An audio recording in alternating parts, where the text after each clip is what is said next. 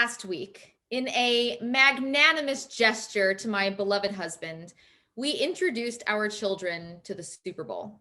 Now, Dan spent the evening explaining the rules, telling the kids about the various players and the coaches, answering their questions about the game and why there were so many people gathered in the stands despite COVID restrictions. But I, on the other hand, took on the solemn responsibility of feeding them snacks, of providing commentary on the Puppy Bowl, and of course, relishing in the commercials, which are obviously always the best part. There was Timothy Chalamet as Edward Scissorhands featuring Winona, which was obviously my favorite of the night. There was Amanda Gorman back again, stealing the show, the Beyonce of poetry. And then there were the car commercials. So many car commercials, each one more celebrity laden than the last.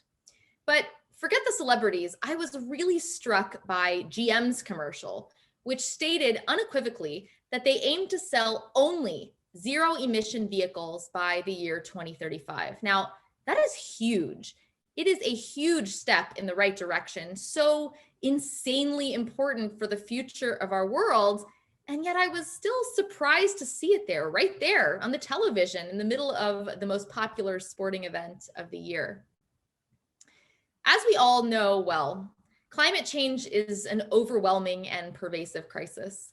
It's one that in recent years has gone from something that could happen if to something that is already wreaking havoc around the world.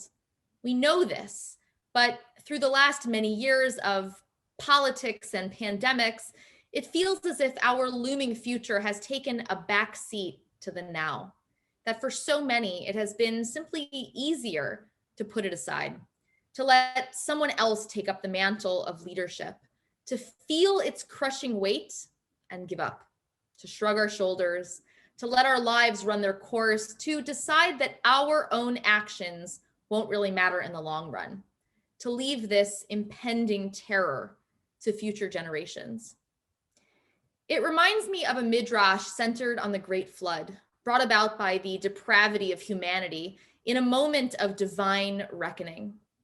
At the beginning of the flood, when the waters started rising, running over their feet, climbing their legs, rushing around their waists, the people's anxiety rose with the deep, realizing what was happening to them. The Midrash teaches that they took hold of their children, their precious children, and they pressed them upon the rising waters in order to dam them up. Then the text concludes with a verse from Job. The womb did not remember it was her child. This powerful image reveals a people who were willing to destroy their own children, their own future, to save themselves.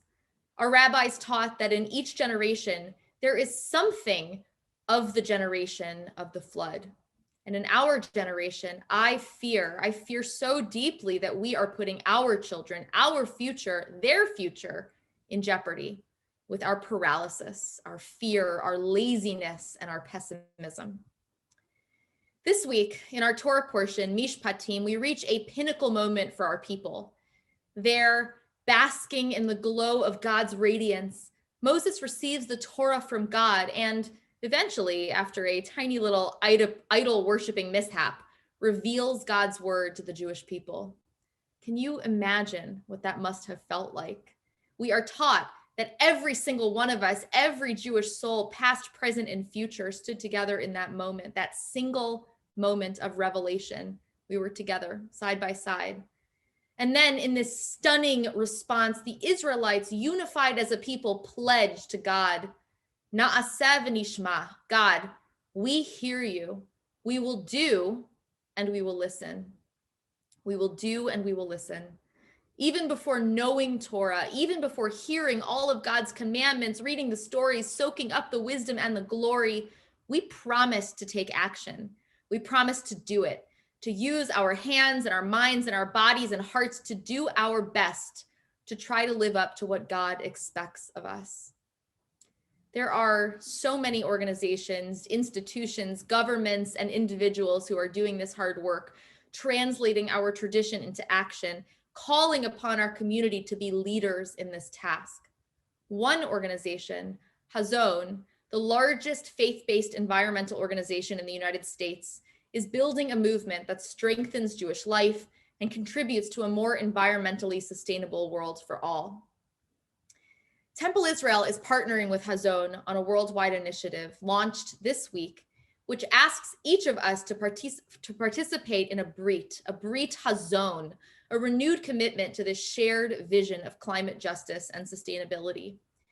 As the largest Reform congregation in the world, we are role models. As Temple Israel, we make a difference. Now, the initiative is simple. There are 6 ways in which we are asked to take a hard look at our behavior and to modify our actions in small steps. Transition to a plant-rich diet.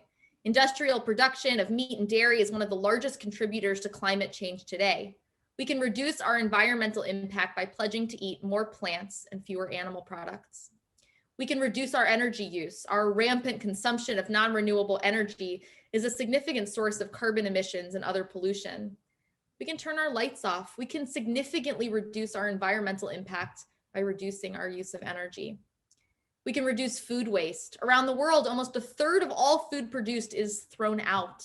We can buy local. Global shipping, especially of refrigerated goods, is a huge contributor to greenhouse gas emissions. We can reduce our household waste.